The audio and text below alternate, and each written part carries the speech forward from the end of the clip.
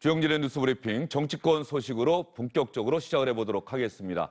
부친상을 치르고 당무에 복귀한 주호영 미래통합당 원내대표 상당히 발빠르게 움직이고 있습니다. 오늘은 많은 사람들을 만났는데요. 문희상 국회의장도 만났고 문재인 대통령이 보낸 강기정 청와대 정무수석과도 만났습니다.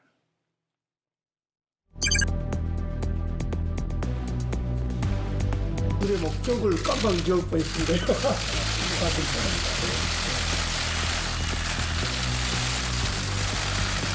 개인적인 일입니다. 나는 태국까지 먼 길 오셔서 위로해 주셔서 큰 힘이 되었습니다. 그날 대화와 협치에 크게 나서 주실 것이다라고 기대의 말씀과 부탁의 말씀을 함께 주셨습니다. 그런데 이제 고용보험법 시행 시기가 공포 1년으로 돼 있다는 말씀을 들으시면서 좀 더 절박함을 담아서 시행 시기를 좀 더 앞당겨 주십시오. 데이터 기반 행정 활성화법이라든가 지방자치법도 꼭 이번 5월 국회에서 좀 통과시켜 주십사 하는 희망찬 21대 국회 개원을 위한 개원 연설도 지금 준비하고 계시다는 말씀도 전화를 해서 다시 전합니다. 감사합니다. 저는 축하로 오신 줄 알았는데 주문도 많으시네요. 잘 상의해서 꼭 필요한 일이 늦어지는 일은 없도록 하겠습니다. 아무리 급해도 바늘 허리를 꿰어서 쓸 수는 없는 거 아니겠습니까? 그런 점도 우리가 놓쳐서는 안 될 거라고 생각하고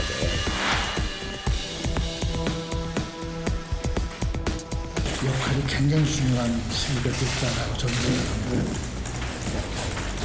우리 국회가 잘 되도록 좀 여당에도 말씀 많이 해주시고 또 저들도 많이 좀 지도해 주시기 바라겠습니다. 특별한 코치가 할 필요가 없는 팀 같아요. 천생의 연분같이. 그래 됐으면 좋겠습니다. 작년에 테스트 추대과 관련해서 저희들은 섭섭한 점도 많고 또 우리 당의 반대도 있지만 평생을 정치하다가 하시다가 퇴임하시는데 그래도 퇴임사라도 제대로 벽지과 적셨다 제가 당내 설득을 많이 했습니다. 아주 잘하셨습니다. 뭐 20대 국회는 여러 가지로 중간에 정권 교체도 있고 패스트 트랙 전국에서 사무처도 아마 마음고생이 많았을 겁니다. 하여튼 혼났어요, 사무처도. 예. 표적이 돼가지고 원구성의 때를 좀 많이 쓰라고. 내가 좀 저희들이 할 수 있는 게 원구성밖에 없어요. 예, 유인태 국회 사무총장은 여전히 후배 정치인처럼 편하게 대하는 모습이네요. 장성철 공론센터 소장, 김성환 시사평론가, SBS 원일이 논설위원 함께합니다. 어서 오십시오. 네, 안녕하세요. 주호영 원내대표, 김태년 원내대표는 어제 만났고요. 오늘 강기정 정무수석 만났는데 분위기를 보면은 20대 국회 마지막 21대 국회 개원 어떻게 될 것 같습니까? 원일 위원 보시기에? 겉보기는 다 웃고 덕담 나누고 그러니까 크게 분위기가 나빠 보이지는 않습니다만은 강기정 수석이 이렇게 적어다 와가지고 이렇게 상견례를 하면서 쭉 뭘 얘기를 좀 많이 했죠. 거기에 좀 핵심이 좀 있는 것 같습니다. 법안 통과 1번, 2번, 3번을 쭉 나열을 하면서 이러이러한 것 좀 꼭 좀 잘 좀 협조 좀 해달라고 얘기를 했고 아무리 급해도 또 따질 것 좀 따져야 되겠다고 주호영 원내대표가 좀 얘기를 좀 했죠. 상황을 보면 30일부터 21대 국회 시작을 하니까 원구성 협상부터 해서 여야의 거대 여당의 이제 힘겨루기는 시작됐다 이렇게 보는 게 맞을 것 같고 지난 국회하고 다른 거는 어찌 됐든 선거 이 결과에 따라서 여야 1대1 강대강 구도가 형성됐다는 점 무엇보다 오늘보다는 이제 어제 김태년 민주당 원내대표와의 상견례 이 둘의 관계가 그 21대 국회의 관계를 이제 형성하지 않을까 결과적으로는 그렇지 않을까 이렇게 예상을 한번 해봅니다. 장성철 소장이 주호영 원내대표 잘 아실 것 같은데 말이죠. 어떻습니까? 상당히 선거에서 참패하고 나서 미래통합당이 현재로서는 최고 지도부가 된 거예요. 주호영 원내대표가. 주호영 원내대표 체제의 미래통합당 국회 운영 어떻게 될 것 같습니까? 원구성 협상에 있어서 주호영 원내대표는 협상 카드가 없습니다. 워낙 이제 여당이 의석수를 많이 갖고 있기 때문에 어떻게 밀고 당기고 할 수 있는 수단이 없어요. 예를 들면은 상임위원장 같은 경우에 지금 여당은 12개, 야당은 6개 이런 식으로 관례대로 하겠다라는 건데 만약에 김태년 원내대표가 도저히 이제 주호영 원내대표랑 말을 못 하겠다. 우리가 국회 본회의에서 선출하겠다 그러면은요. 상임위원장 18석을 그냥 여당이 다 가져갈 수가 있어요. 이것은 국회법에 그렇게 하기야 하겠습니까? 그러니까 극단적으로 예. 말씀드리면은 이 정도로 주호영 원내대표가 밀고 당기고 할 수 있는 협상 카드 자체가 없다. 그렇기 때문에 김태년 원내대표의 그 협상 전략에 끌려갈 수밖에 없는 것이고 김태년 원내대표의 배려만 지금 구할 수준밖에 안 된다. 그렇게 말씀드려요. 주호영 원내대표 어떤 정치인입니까? 협상을 좋아하시는 분이 협상과 타협 그리고 되게 합리적인 분이에요. 예. 그렇기 때문에 김태년 대표를 얼마나 잘 설득할 수 있느냐가 참 문제인데 저렇게 공식적으로 만나는 것보다 비공식적으로 만나는 횟수가 훨씬 많습니다. 그렇기 때문에 기자분들이 계속 원내대표실에는 진을 치고 있잖아요. 예. 취재하려고. 근데 이제 3층에 보면은 운영위원장실이라고 있습니다. 예. 그 안쪽에 그 내실이 있는데 거기서 비공개 회담을 많이 하세요. 제가 봤을 때는 수석 부대표 회담이든 원내대표 회담이든 거기서 지금도 비공개 회담 많이 할 가능성이 있다라고 말씀드립니다. 요즘은 문틈은 확실하게 막아 놓았습니까? 예전에는 기자들이 문틈에 귀대고 무슨 이야기 하나 듣기 위해서 애를 쓰기도 했었는데 말이죠. 막지 않은데 요즘엔 그냥 보좌진들이 예. 이렇게 좀 멀리 떨어뜨려 놓죠. 예, 알겠습니다. 김성환 평론가에게는 주호영 원내대표와 민주당의 김태년 원내대표가 어제 만나서 주고받은 이야기, 이해찬 민주당 대표도 주호영 원내대표가 예방을 했었는데요. 이 영상 보고 나서 질문을 드리도록 하겠습니다.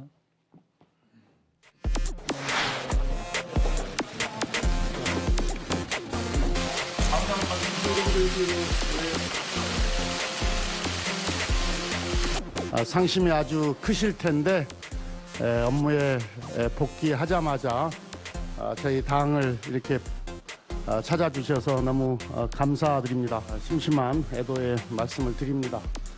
멀리 이 대구까지 오셔서 또 각별한 조문을 해주셔서 진심으로 감사를 드립니다.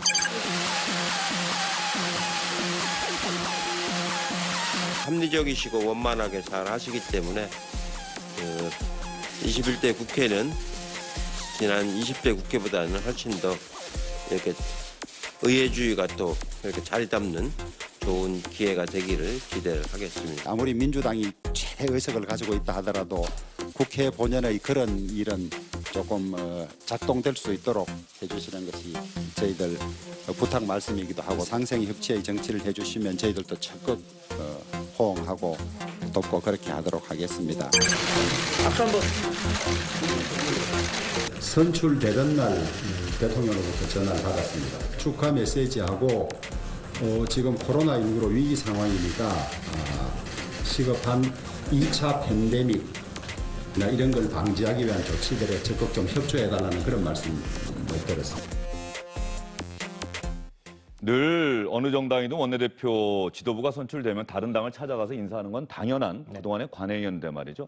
주호영 원내대표의 이런 예방, 만남 여기에는 다른 때보다는 더 큰 관심이 쏠리는 것 같아요. 그럴 수밖에 없죠. 지금 뭐 보수가 최대 위기에 봉착했다고 할 만큼 그 정도로 이번 선거에서 참패를 했기 때문에 다시 또 당을 재건해야 될 역할과 책임이 좀 있는 상황이라서 더 관심이 될 수밖에 없고요. 그리고 또 민주당 입장에서는 180석을 가지고 있는 지금 이제 통합당은 180석 가지고 있는 여당을 또 상대해야 되는 입장이기 때문에 21대 국회 시작이 어떻게 되는가 이게 국민의 관심이 될 수밖에 없습니다. 근데 저는 정치는요.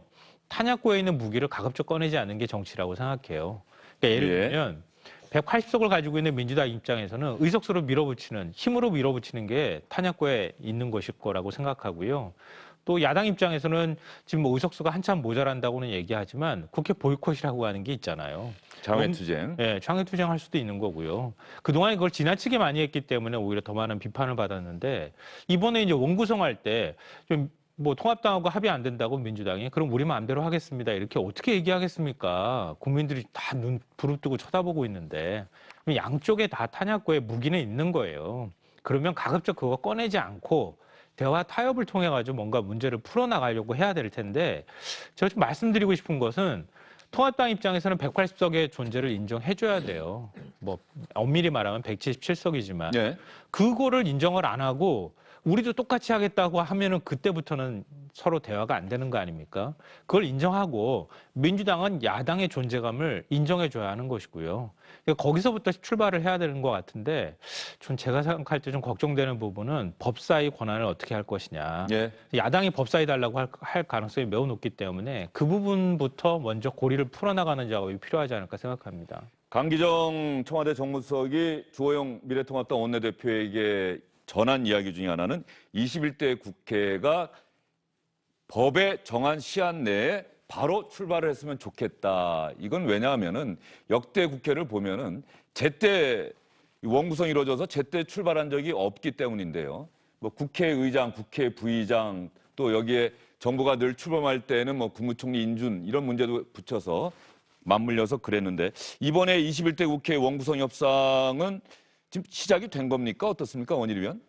아직 뭐 정확하게 시작됐다고 볼 수는 없는 거죠. 아까 장성철 소장 말씀하신 대로 상임위원장 자체가 지금 18개인데 그 18개를 뭐 16대 2 정도로 하는 것이 관행적이고 충분히 예상 가능한데 의석수가 좀 차이가 너무 많이 난단 말이죠. 여기서 한두 개 정도는 밀고 당겨서 숫자 싸움이 날 가능성이 좀 있고 또 들으신 대로 법사위를 야당이 가져갈 거냐 여당이 가져갈 거냐 분명히 불씨로 남아있고 관행대로 야당의 법사위를 양보하는 한이 있더라도 법사위의 기능을 어떻게 축소하고자 할 거냐를 가지고 김태년 원내대표와 주호영 원내대표가 싸움을 할 가능성 매우 높고 이런 상황입니다. 뭐 국회의장 자체야 뭐 여당이니까 지금 김진표 국회의장설 유력하고 김진표 국회의장설이 유력하다고 말씀하시는 겁니까? 박병석 전 국회부의장이 더 유력한 건 아닙니까? 유력한다고 뭐 좀 얘기들이 나오고 예. 있고 김진표, 박병석 얘기 나오고 있고 예. 국회 부의장 뭐 통합당에서는 뭐 정진석 의원 얘기 나오고 있고 뭐 이렇게 해서 전체적으로 큰 윤곽은 나오고 있습니다만은 본격적인 논의는 29일 이전이 임박해서야 좀 본격적으로 공식적으로 이루어지지 않을까 이렇게 보고 있습니다. 장성철 소장이 국회에서 이런 원구성 협상도 많이 옆에서 지켜봤는데 말이죠. 어떻습니까? 이번에는 좀 제때 할 수 있을까요? 그 가장 큰 걸림돌은 결국에는 법사위와 예결위를 관례대로 야당 몫으로 인정을 해주느냐 안 해주느냐가 제일 큰 관건인 것 같고요. 기본적으로 6월 8일까지 원구성 협상을 끝내도록 국회법에 있지 않습니까? 김태년 신임 민주당 원내대표는 계속 얘기를 하죠. 법사위 우리가 가져와야 돼 이런 식으로 얘기하는데 저는 이것은 하나의 트릭이라고 생각이 들고요. 법사위는 야당에게 주고 예결위는 여당이 가져오는 수순으로 결국에는 원구성 협상이 진행되지 않을까라고 전망해 봅니다. 예, 알겠습니다. 이 주호영 미래통합당 원내대표는 이렇게 국회 상황을 책임지고 풀어나가야 하는 숙제도 있고 동시에 당내 상황도 정리해야 하는 책무를 갖고 있습니다. 일단 미래한국당, 미래통합당의 위성정당인 미래한국당과의 통합 문제 이 부분에 대해서도 주호영 원내대표가 빠르게 움직이고 있는데 미래한국당 원유철 대표와 만나서 두 사람이 한 이야기가 있어서 여러분께 들려드리겠습니다. 미래통합당과 미래한국당의 조속한 합당을 추진하기로 하였습니다. 양당 대표는 이를 위해서 합당 논의기구를 구성해서 조속하게 논의를 마무리하기로 하였습니다. 여야 합의 없이 4+1이 일방적으로 통과시켰던 준연동형 비례대표제의 폐해를 지난 4.13 총선을 통해서 확인한 만큼 20대 국회 회기 내에 폐지시켜야 한다는 데 인식을 같이 하고 합의하고 공동 노력하기로 했습니다. 조속한으로 정했습니다. 결국 궁금해하는 것이 5월 29일 이전에 할 거냐 말 거냐 이런 이야기 아니겠습니까? 하여튼 최대한 빨리 한다고 저희들 합의를 했습니다. 형제 정당입니다만 각 정당이 구성원이 있고 또 당원 당규가 있고 절차가 있는 거 아니겠습니까? 중요한 것은 조속한 시일 내에 합당한다는 것이 중요한 것입니다. 언론에 계속 두탁이 어떻게 될 것인지 관심을 가지니까 오늘 만나 뵙는 김에 그렇게 말씀을 드리다가 이렇게 됐습니다. 미래통합당과 미래한국당 통합하겠다라고는 발표를 했습니다. 그래서 여당인 민주당에서도 환영한다는 논평을 내놓긴 했는데 지금 보셨죠? 언제까지 할 거냐 이 부분에 대해서는 명확하게 이야기를 하지 않고 있습니다. 뭐 특별한 이유가 있는 겁니까, 원희룡? 5월 29일까지 통합한다. 왜 이렇게 발표를 못하죠? 여차하면 뭐 안 할 수도 있다 소리로 좀 들릴 수가 있는데 핵심은 두 가지입니다. 언제 할 거냐, 5월 29일 전이냐 후냐, 뭐 지금 그거 얘기 들으셨고, 두 번째는 합당의 방식인데 원유철 대표는 당대당 합당을 지금 주장하고 있고요. 주호영 원내대표는 흡수 합당을 얘기하고 있습니다. 더불어민주당이 더불어시민당을 통합하는 그 합당하는 그 방식이 흡수 합당입니다. 그러다 보니 거기에는 여당의 합당에는 어떤 조건이나 절차에 대한 어떤 시비거리가 남아있지 않습니다. 한쪽이 한쪽을 흡수하는 거니까요. 모 정당이 위성 정당을 그냥 흡수 합당하는 겁니다. 근데 야당의 위성 정당인 미래한국당의 원유철 대표는 지금 당대당 통합을 주장하고 있어요. 그 얘기는 뭐를 의미하느냐? 절차를 따져서 당대당 방식이냐 흡수 합당 방식이냐를 가지고 따지기 시작을 하면 언제 합당할지 아무도 모를 수 있다라는 뜻을 내포를 하고 있습니다. 그래서 계속 정치권에서는 특히 야당 내부에서는 원유철 대표가 정말 합당할 생각이 있는 거냐라고 하는 의심의 눈초리를 가실 수가 없는 상황인 거죠. 그러면 주호영 미래통합당 원내대표와 원유철 미래한국당 대표 이렇게 조속히 통합하기로 합의했습니다라고 발표는 했는데 두 사람 사이에 의견 차이는 없는 것인지 두 사람 사이에 의견 차이는 없는 것인지 두 사람이 어제 이렇게 발표를 해놓고 기자들이 따로 붙어서 질문을 하지 않았겠습니까? 이때 했던 이야기를 여러분께 들려드리겠습니다. 연비제 폐지되지 않으면 합당하지 않겠다 이래 연결되는 건 아니라고 확인을 했습니다. 문구를 잘 보면 그래 돼 있습니다. 미래한국당 지도부 임기 연장에 대해서는 동의를 하신? 아니 저희들은 임기 연장 문제는 들은 바가 없습니다. 예. 혹시 오늘 한국당의 독자 교섭단체 관련한 얘기도 좀 나누셨나요? 아니 그런 이야기 전혀 없었습니다. 예, 조속한 합당을 한다고 했기 때문에 그런 이야기를 할 수 있는 여지가 없죠. 논의기구가 구성됐으니까 그 추진해봐야죠. 네. 그러면 29일 즉시 합당이 되면 사실상 임기연장이 필요가 없는 상황인데 내부적으로는 또 누차 말씀드렸는데 그 합당의 장애가 될 수가 있기 때문에 합당 과정에 합당 절차에 있어서 대표의 임기가 장애가 될 수가 있잖아요. 뭐 공백 상태가 된다든가 지도부가 그 장애를 없애는 것뿐이에요. 김성환 평론가 보시기에 말이죠. 두 사람이 똑같은 이야기는 발표는 했는데 생각이 좀 달라 보이지 않습니까? 다른 겁니다. 이거는 우리 외교상 언어를 볼 때 서로 간에 허심탄회하게 대화했다 그러면 합의할 만한 게 하나도 없었던 얘기로 해석이 되는 거잖아요. 조속한 시일 내에 합당하기로 했다는 것은 대전제라고 하는 합당에는 동의하지만 언제 합당할지 서로 시기상 조율이 안 된다는 얘기예요. 그러니까 조속한 시일 내에 이렇게 얘기를 했다는 거거든요. 그러니까 달리 말하면은 미래한국당이 지금 딴맘을 먹고 있다. 좀 적나라하게 표현하면 이렇게 저는 생각하거든요.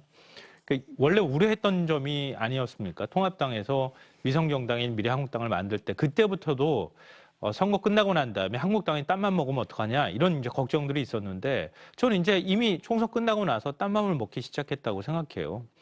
그러니까 합당한다는 것에 대해서 만약에 반대하면은 훨씬 당내 반발이 있을 수 있으니까 그거는 큰 목표로 그냥 제시하고 그러면 앞서 말씀하셨던 것처럼 당대당 통합을 할 때 우리한테 무엇을 줄 것인지를 얘기해라. 지금 이렇게 통합당한테 요구하고 있는 상황이다.